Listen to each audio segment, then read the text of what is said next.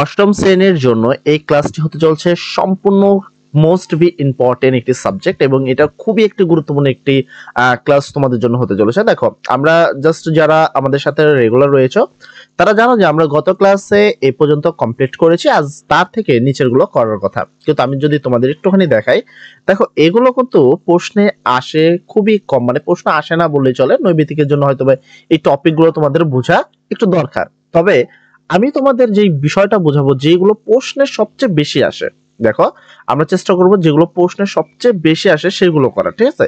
সেক্ষেত্রে কি হবে, আমাদের যে পরীক্ষার প্রস্তুতি সেটা কিন্তু খুবই ভালো হবে, কেননা অর্ধবার্ষিক পরীক্ষায় ভালো রেজাল্ট করতে হবে, এটা কিন্তু মাস্ট বি ইম্পর্টেন্ট একটি ব্যাপার। তো এই যে বিষয়গুলো এখানে রয়েছে এগুলো আমার কাছে খুব বেশি গুরুত্বপূর্ণ মনে হয়নি। তবে তোমাদের কিছুদিন আগে আমি একটি ক্লাস নিয়েছিলাম, যে ক্লাসটিতে পরবর্তী দুইটি ক্রমিক সংখ্যা বের করতে হতো, সেগুলো কিন্তু তোমাদের জন্য খুবই গুরুত্বপূর্ণ ছিল। দেখো পূর্বে যে ক্লাসগুলো যারা করেছো আমাদের সাথে, তাদের যে এই যে উদাহরণগুলো রয়েছে, ঠিক আছে, এই যে উদাহরণগুলো রয়েছে এগুলো কিন্তু খুবই গুরুত্বপূর্ণ তাদের জন্য উদাহরণ রয়েছে। আর এগুলো তাদেরকে কি করা হতো, এগুলো তাদের কিন্তু সমাধান করার প্রয়োজন ছিল এবং আমরা এগুলো করেও দিয়েছি। এই কোয়ালিটিরই কিছু সমস্যার সমাধান আজকে আমরা করব যেগুলো প্রশ্নে আসে, এবং তারপরে চলে যাব আমরা শ্রেণী ক্লাসে, অর্থাৎ আজকের এই ক্লাসটি খুবই গুরুত্বপূর্ণ জন্য। তো চলো আমরা সরাসরি ওগুলো দেখে নিই।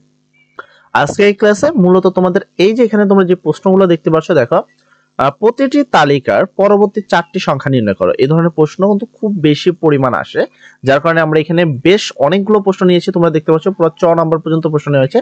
এই সকল প্রশ্নের উত্তরগুলো আমরা আজকের এই ক্লাসে করব। তো ফার্স্ট অফ আমরা যদি খেয়াল করি, দেখো প্রথম প্রশ্নটা 1 3 5 7 9। তো আমাদের কি যেই সংখ্যাটা দেওয়া থাকবে উত্তর করার নিয়ম হলো সেই সংখ্যাকে আগে লিখতে হবে। তো আমরা এটা কি করব, তালিকার সংখ্যাগুলোকে, এই সংখ্যাগুলোকে আমরা এখানে লিখব 1 3 5 তারপর 7 তারপর 9 তারপর dot dot dot dot dot dot dot. ঠিক আছে, তো আমরা এই সংখ্যাটাই লিখলাম। তারপর আমাদের খেয়াল করতে হবে এখানে প্যাটার্নটা কি রয়েছে, মানে পার্থক্যটা কত রয়েছে। সেক্ষেত্রে যদি খেয়াল করি, এখানে আর এখানকার মধ্যে পার্থক্য হলো কত, 2। কারণ না, যদি আমি 3 থেকে 1 বাদ দিই তাহলে পাবো আমরা কত পাবো, 2 পাবো। সেম ভাবে আমরা যদি 5 থেকে 3 বাদ দিই তাহলেও কিন্তু আমরা কত পাবো, 2 পাবো।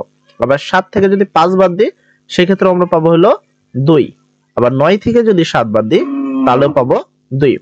ব্যাপারটা খেয়াল করো, দেখো এই উপরের সংখ্যাটার সাথে যদি আমি নিচের এই সংখ্যাটাকে যোগ করি, ঠিক আছে, মানে এই 1 আর 2 কে যোগ করি তাহলে হয় 3, মানে আমরা এই সংখ্যাটা কিন্তু তাহলে পাই, তাই না? সেম ভাবে এই উপরের মানে এই 3 আর এই নিচের সংখ্যাটা যদি আমরা যোগ করি তাহলে 3 আর 2 যোগ করলে হচ্ছে কত, 5।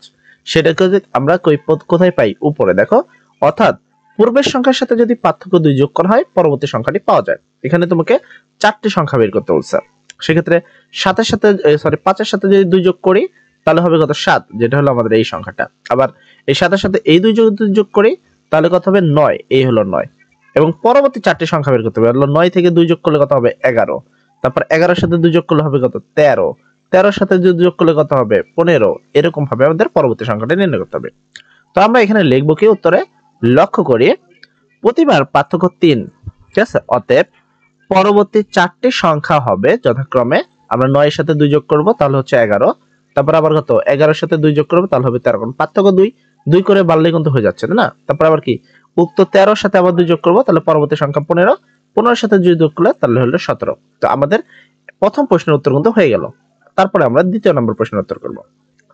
এখানে বেশি চলে গেল, 2 নম্বর প্রশ্ন ছিল, অর্থাৎ খ নম্বর প্রশ্ন। খ নম্বর প্রশ্নটি দেখো, এখানে বলা হয়েছে 4 8 12 16 20। এই সংখ্যাগুলোকে কি করতে হবে, সমাধান করতে হবে। তো সমাধান করার প্রথম উপায় কি, আমরা প্রথমে এই সংখ্যাগুলো লিখে দিব, তাই না? তো তালিকায় প্রকাশ করার জন্য আমরা এই সংখ্যাটি লিখে নিব, 4 8 তারপর কত, 12 তারপর 16 তারপরে 20, তাই না? এবার আমরা পার্থক্য খেয়াল করবো যে এখান থেকে 8 থেকে যদি 4 বাদ দিই পার্থক্য কত, 4। সেম ভাবে 12 থেকে যদি 8 বাদ দিই তাহলেও পার্থক্য হলো 4। 16 থেকে যদি 12 বাদ দিই তাহলে পার্থক্য হবে 4। 20 থেকে যদি 16 বাদ দিই তাহলে পাবো আমরা 4। মানে সেম আগের যে অঙ্কটা সেম এরকমই, কিন্তু আমরা যদি এটার সাথে এটা যোগ করি, মানে 4 এর সাথে 4 যোগ করলে পাবো 8, যেটা কিন্তু এই সংখ্যা। সেম ভাবে এটার সাথে যদি 4 যোগ করি তাহলে আমরা পাবো এই সংখ্যাটি। 12 এর সাথে যদি 4 যোগ করি তাহলে পাবো আমরা 16। তারপর কত, 16 এর সাথে যদি 4 যোগ করি তাহলে আমরা পাবো 20। এবার 20 এর সাথে যদি যোগ করি তাহলে পরবর্তী সংখ্যা পাবো, পরবর্তী সংখ্যার সাথে আবার 4 করলে তার পরবর্তী সংখ্যা পাবো, তাই না? তো লক্ষ্য করি প্রতিবার পার্থক্য 4, প্রতিবার পার্থক্য কত করে, 4 করে। তো এবার আমাদের করতে হবে অতএব পরবর্তী চারটি সংখ্যা হবে যথাক্রমে 20 + 4 = 24, তাই না? 20 + 4 = কত? 24। তারপরে সেম ভাবে 24 + 4 = কত? 28। তারপরে কত তোমার 28 + 4 = তোমার কত? 32।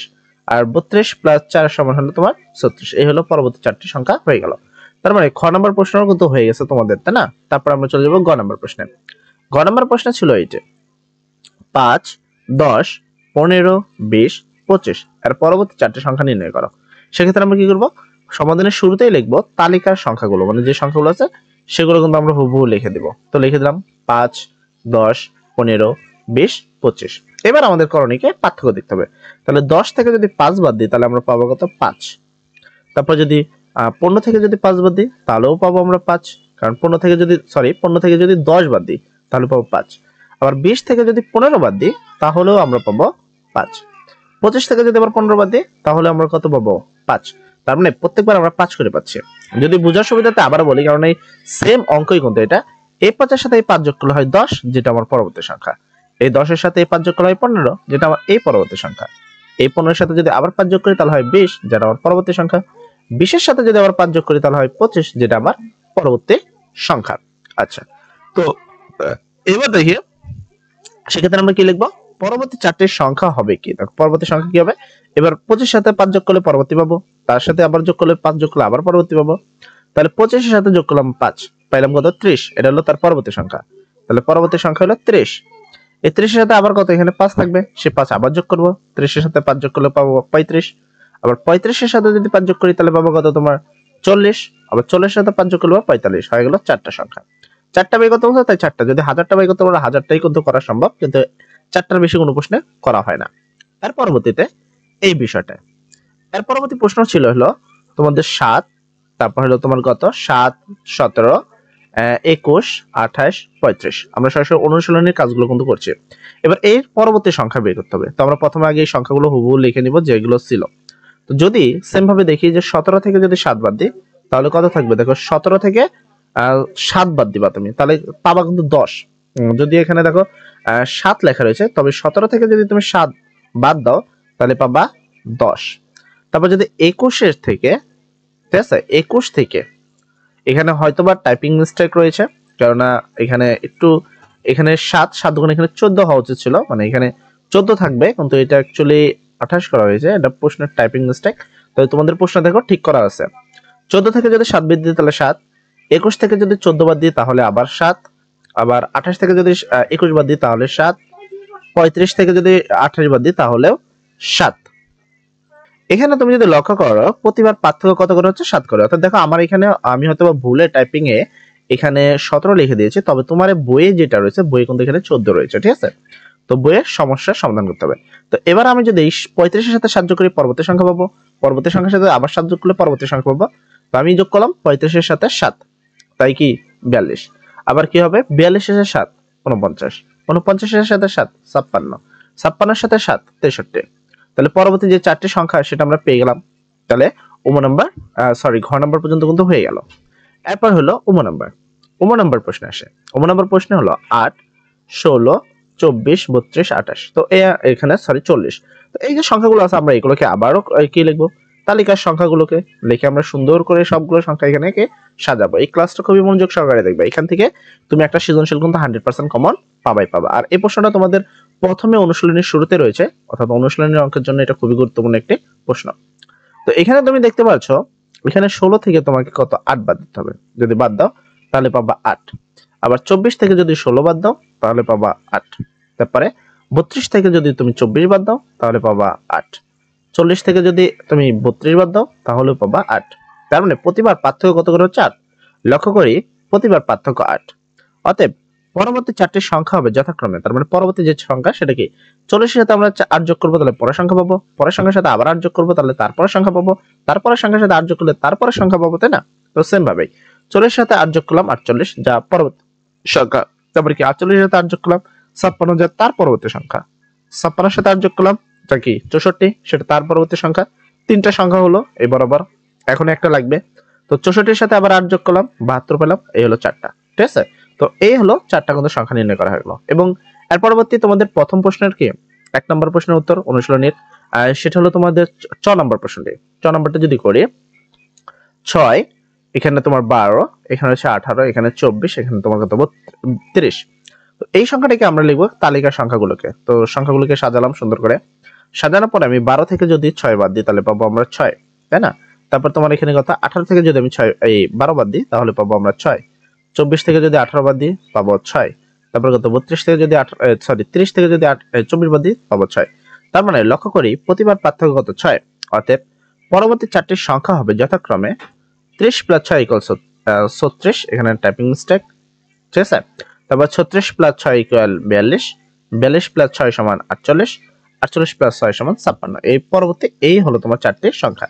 তো এই ছিল তোমাদের অনুশীলনীর যে 1 নম্বর প্রশ্নটি রয়েছে সেই 1 নম্বর প্রশ্ন সবগুলো প্রশ্নের উত্তর করে দিলাম। এর পরবর্তীতে আমরা এই যে 2 নম্বর প্রশ্নটি রয়েছে তার পরবর্তীতে আমরা এই 2 নম্বর প্রশ্নের উত্তরগুলো করব। তার আগে অবশ্যই যাদের এই ক্লাসটি বুঝতে পেরেছে তারা অবশ্যই নিচে থ্যাংক ইউ ভাইয়া লিখে দিবা। আর যারা ক্লাসটি বুঝতে পারো না বা বুঝতে কোনো সমস্যা হচ্ছে তারা, ঠিক আছে, প্রবলেম এবং সময়টা উল্লেখ করে দিবে যে কোন সময় তোমার প্রবলেম হয়েছে, সেক্ষেত্রে আমরা এই ক্লাসটাকে আরো একবার নিয়ে আসবো। যাই হোক, সবাই ভালো থাকবা, সবার জন্য দোয়া করি। আসসালামু আলাইকুম।